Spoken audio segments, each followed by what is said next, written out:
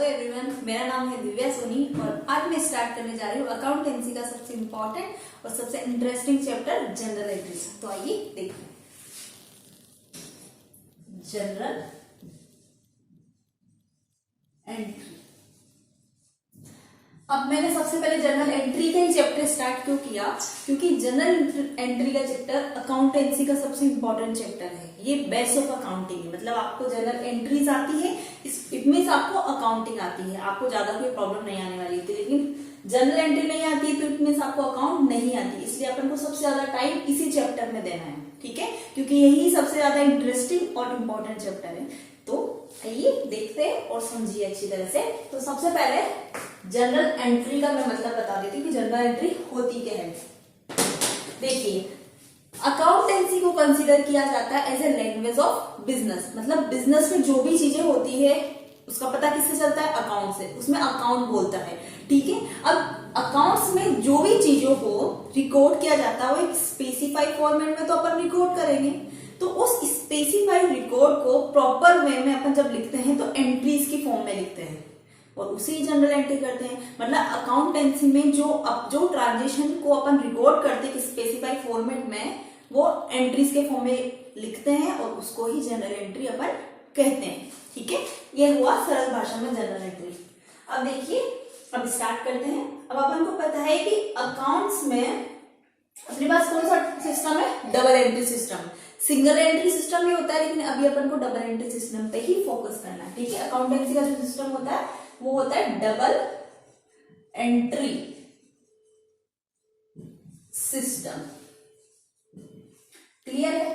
अब double entry system ये क्या होता है, इस नाम से अपन अर्थ समझेंगे। डबल एंट्री का मतलब कोई भी चीज का दो चीजों पे इम्पैक्ट पड़ता है, मतलब जो भी ट्रांजेक्शन होता है वो दो चीजों पे प्रभाव डालती है। जैसे कि मैं आपको एक एग्जांपल बताती हूँ। ये मार्कर है, ये 50 रुपए का मार्कर है, मैंने एक शॉप से खरीदा, ठीक है। तो ये मार्कर मेरे पास आया, लेकिन उसके बदले में मेरे पास क्या गए, मेरे पास से क्या गए 50 रुपए। 50 रुपए किसके पास गए, शॉप वाले के पास। मतलब मेरा खर्चा हुआ तो सामने वाले की क्या हुई, इनकम हुई। तो एक ट्रांजेक्शन दो चीजों पे प्रभाव डाल रहा है, किसी का खर्चा होता है तो किसी की इनकम होती है, किसी का प्रॉफिट होता है तो किसी का नुकसान होता है। कोई भी एक ट्रांजेक्शन दो चीजों को इम्पैक्ट करती है।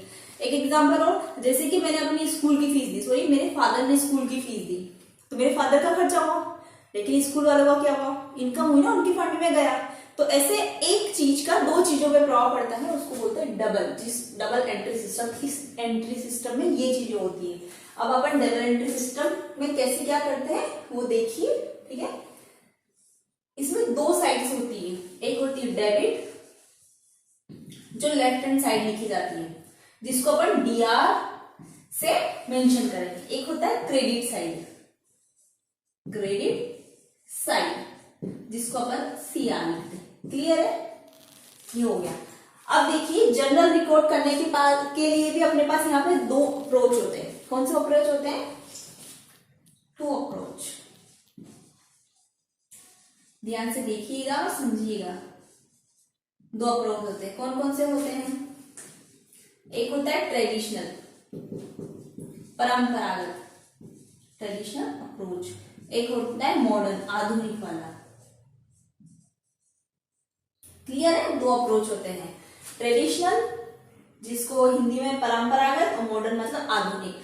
दोनों से एंट्री सेम बनती है, लेकिन अपन को यहाँ दोनों पढ़ने पड़ेंगे, ठीक है। तो सबसे पहले अपन ट्रेडिशनल अप्रोच पढ़ते हैं। ट्रेडिशनल अप्रोच में भी अपने पास 3 अकाउंट होते हैं, ठीक है। वो कौन कौन से अकाउंट होते हैं, देखिए। सबसे पहले होता है पर्सनल अकाउंट, सेकंड होता है रियल अकाउंट, तीसरा होता है नॉमिनल, क्लियर है। अब ये तीनों क्या क्या होते हैं मैं बताती हूँ मैं आपको। पर्सनल अकाउंट किससे रिलेटेड होता है, नाम से अपन जो चीज का अर्थ नाम से निकलता है वो चीज का अर्थ अपन नाम से निकालेंगे। पर्सनल अकाउंट मतलब जो पर्सन से रिलेट होता है। पर्सन, इसमें दो तरीके के पर्सन होते हैं, एक नेचुरल, एक आर्टिफिशियल। अब नेचुरल पर्सन क्या होते हैं, जैसे कि जो भी नाम है, जैसे राम, श्याम, गीता, दिव्या, कृषान, ये सब नेचुरल पर्सन है। और आर्टिफिशियल क्या हो गया, जो इंसान के द्वारा बनाया गया, जैसे कि और कोई ऑर्गेनाइजेशन हो गया, कोई एनजीओ हो गया, कॉलेज, कुछ भी, तो आर्टिफिशियल हो गया। तो नेचुरल और आर्टिफिशियल पर्सन दोनों किस में आएंगे? पर्सनल अकाउंट में आएंगे। इनके अलग अलग रूल है जो पर्सन से रिलेटेड होते हैं, पर्सन से रिलेटेड होते हैं। क्लियर है?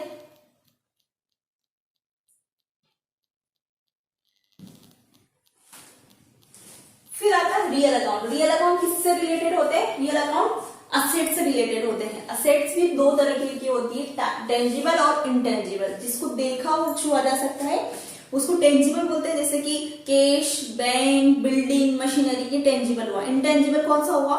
कॉपीराइट हो गया, ट्रेडमार्क हो गया, गुडविल हो गया, जिसको देख और छू नहीं सकते। तो जो भी असेट से रिलेटेड होगा वो कौन से में आएगा? रियल अकाउंट में। तो रियल अकाउंट किससे रिलेटेड होता है? असेट से। क्लियर है? अब नॉमिनल अकाउंट किससे रिलेटेड होता है? सारे खर्चे, एक्सपेंसेस और रेवेन्यू से। जो भी एक्सपेंसेस और रेवेन्यू आएंगे नॉमिनल में आएंगे। और भी कुछ होता है वो आगे मैं बताती हूँ कि नॉमिनल में और कौन कौन से अकाउंट आते हैं। लेकिन सबसे पहले ये बता देती हूँ कि नॉमिनल में मेन नॉमिनल अकाउंट किससे रिलेटेड होता है? एक्सपेंसेस और रेवेन्यू से। ये हो गया expenses and revenue.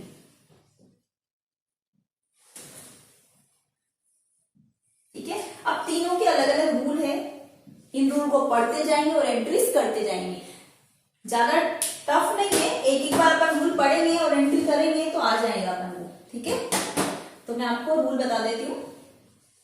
Personal account बोलता है डेबिट उसको करो, डेबिट व्हाट कम्स इन।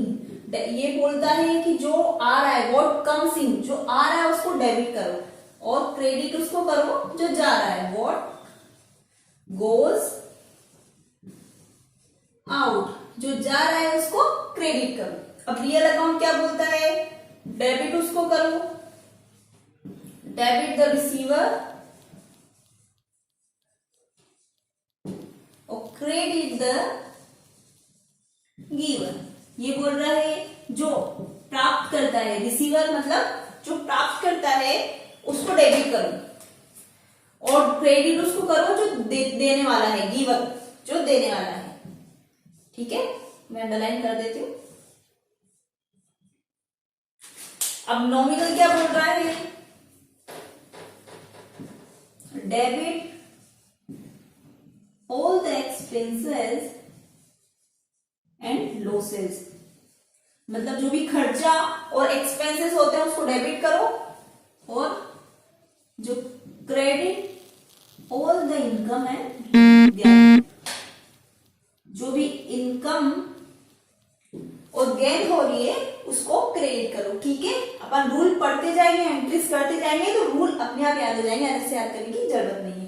ठीक है? तो आइए अब एंट्रीज देखते हैं। मैं बाइफिकेशन कर देती हूँ। अब मैं यहाँ पे कुछ ट्रांजेक्शन लिखूंगी जिसके अपन एंट्रीज करेंगे, उसका फॉर्मेट में मैं आपको बताती हूँ। सबसे पहले बहुत simple purchase machinery for cash, कितना? 5000। दूसरा एग्जांपल लिख देती हूँ मैं 12 परचेज, एक जैसे ट्रांजेक्शन में दो लिख देती हूँ ताकि आपको अच्छे से समझ में आए। फर्नीचर फॉर कैश 2000 रुपए।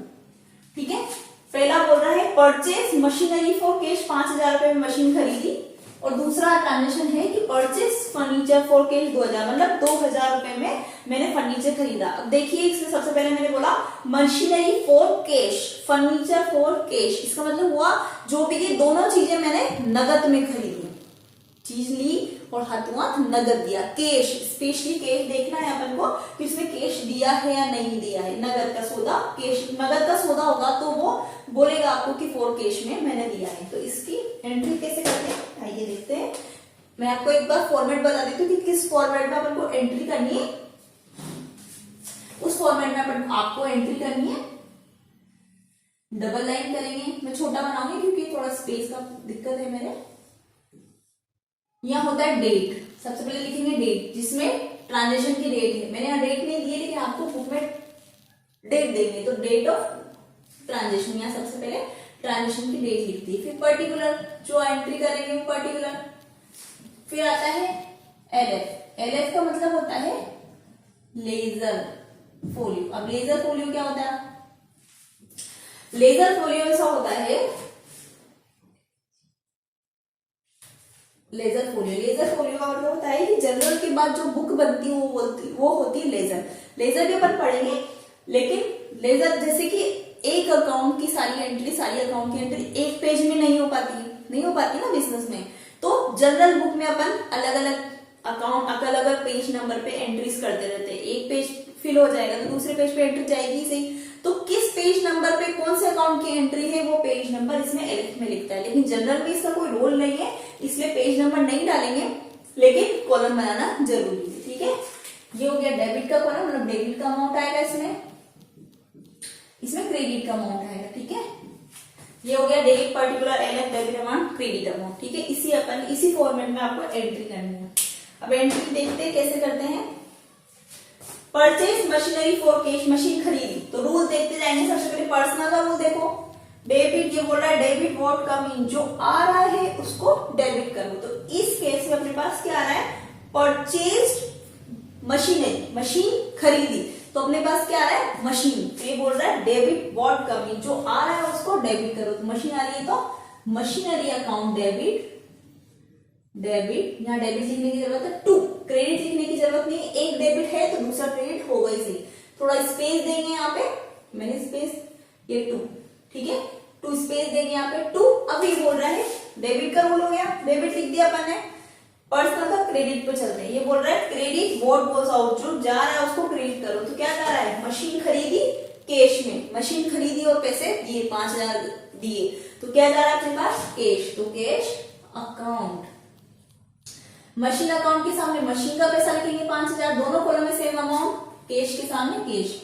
ध्यान रखना एक स्लिप में नहीं लिखना है, मशीन अकाउंट डेबिट का अमाउंट डेबिट के कॉलम में, क्रेडिट का अमाउंट क्रेडिट के कॉलम में। फिर आता है नरेशन। नरेशन क्या होता है? जो ट्रांजेक्शन किया है उसको एक्सप्लेनेशन देनी है उसको बोलते हैं नरेशन।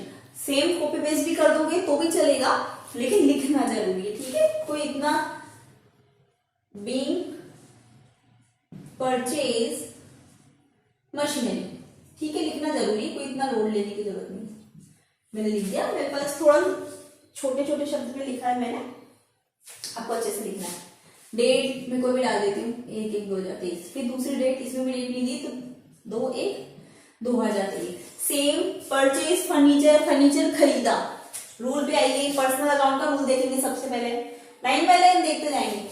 डेबिट व्हाट कम इन, ये बोल रहा है जो आ रहा है उसको डेबिट करो। इसमें क्या आ रहा है? फर्नीचर खरीदा, तो फर्नीचर आ रहा है, तो फर्नीचर अकाउंट डेबिट टू। फिर ये रूल बोल रहा है डेबिट हो गया अपने पास, चलो क्रेडिट पे, क्रेडिट बोल रहा है व्हाट गोज आउट, जो जा रहा है उसको क्रेडिट करो। इस केस में भी क्या जा रहा है? कैश, क्योंकि नगद में अपन ने खरीदा, तो टू कैश अकाउंट। आया होगा, समझ में आया हो।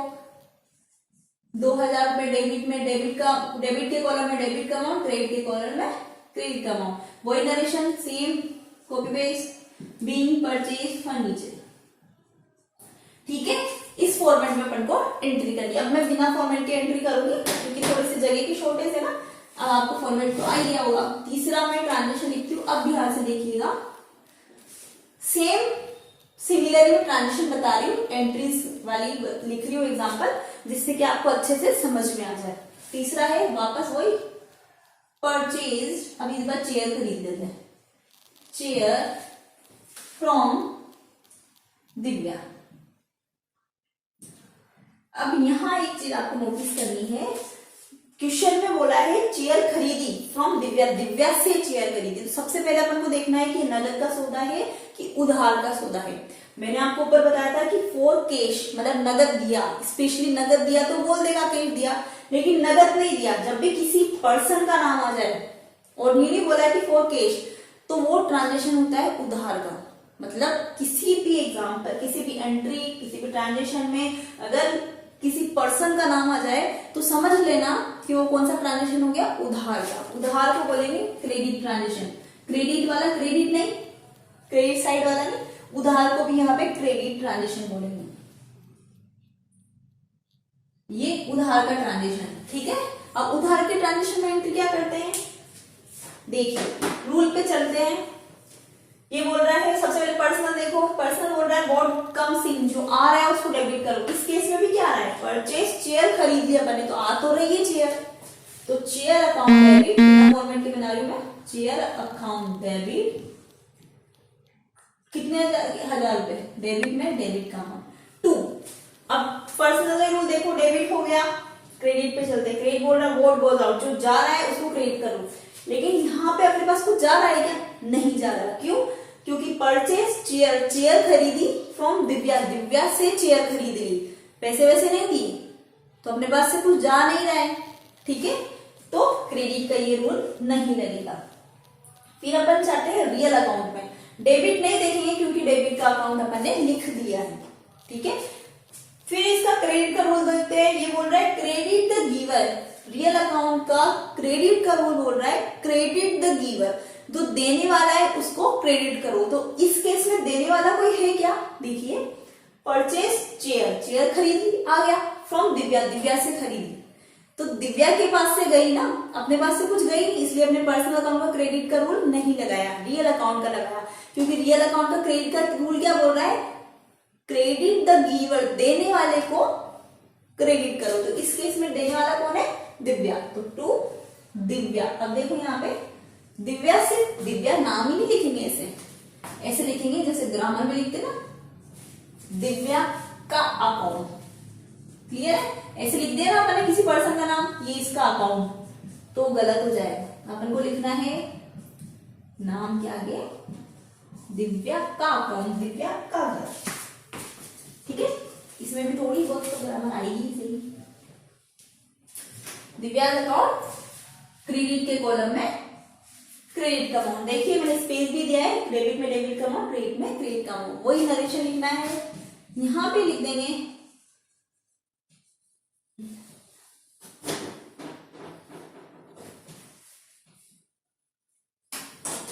परचेज चेयर फ्रॉम दिव्या, ठीक है।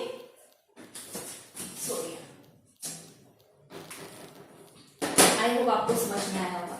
जब भी किसी पर्सन का नाम आ जाए तो समझ लेना कौन सा ट्रांजेक्शन है, उधार का। तो उधार में अपन रूल देखते जाएंगे, डेबिट का रूल देखो, पर्सनल अकाउंट का रूल देखो, वो नहीं लग रहा है तो रियल का देखो, रियल का नहीं लग रहा है तो नॉमिनल का देखो, ठीक है। जैसा लग रहा है डेबिट तो डेबिट, क्रेडिट तो क्रेडिट। अब फोर्थ एग्जाम्पल मैं आपको एक सेल वाला बता देती हूँ, जैसे कि sold machinery to Trishan, Trishan machinery है तो अमाउंट 5000 रुपए। सोल्ड मशीनरी, मशीन बेची टू त्रिशान, त्रिशान को मशीन बेची, ये अपने पास एग्जांपल है, क्वेश्चन है अपना, तो इसकी एंट्री करनी है। तो देखो कैसे करेंगे, रूल देखते जाओ। डेबिट बोर्ड कमिंग, जो आ रहा है उसको डेबिट करो। अब इस केस में आ रहा है क्या, कुछ मशीन बेच दी, वो भी किसको, त्रिशान को, त्रिशान को बेच दी, तो अपने पास कुछ आ रहा है क्या, बोर्ड कमिंग, कुछ नहीं आ रहा है, तो डेबिट का ये वाला रूल नहीं लगेगा, क्लियर है। फिर चलते हैं रियल पे। रियल का सबसे पहले डेबिट देखते हैं, अपन को डेबिट का लिखना है, डेबिट की एंट्री करनी है। डेबिट का रूल देखो, ये बोल रहा है डेबिट द रिसीवर, पाने वाले को डेबिट करो। इस केस में कोई पाने वाला है क्या, देखते हैं। मशीन बेच दी, किसको, त्रिशान को बेची, तो पाने वाला है। इस केस में कौन पाने वाला है, त्रिशान, क्योंकि त्रिशान को मशीन बेची तो त्रिशान पाने वाला हो गया। त्रिशान अकाउंट डेबिट कितने, 5000 से टू। वापस सबसे पहले पर्सनल के रूल देखेंगे, यूं नहीं कि रियल पे देख लेंगे। क्रेडिट का रूल दे दो, बोर्ड गोज आउट, अपने पास से क्या जा रहा है, मशीन बेची, सोल्ड मशीनरी, तो मशीन बेची तो क्या गया अपने पास, board goes out to, machine गई तो मशीनरी को अपन क्रेडिट कर देंगे, कितने से, 5000 रुपए से। नरेशन लिख देंगे, सोल्ड मशीनरी टू त्रिशान। आया समझ में, आई होप आपको सब समझ में आया। अब आता है नॉमिनल। नॉमिनल अकाउंट के लिए मैं आपको एंट्री बताऊंगी, लेकिन वो नेक्स्ट वीडियो में बताऊंगी। आई होप आपको ये वीडियो पसंद आई हो। अगर वीडियो पसंद आई हो तो प्लीज इसको लाइक कीजिएगा और इसको सब्सक्राइब कीजिएगा और नेक्स्ट वीडियो का वेट कीजिएगा। बाय।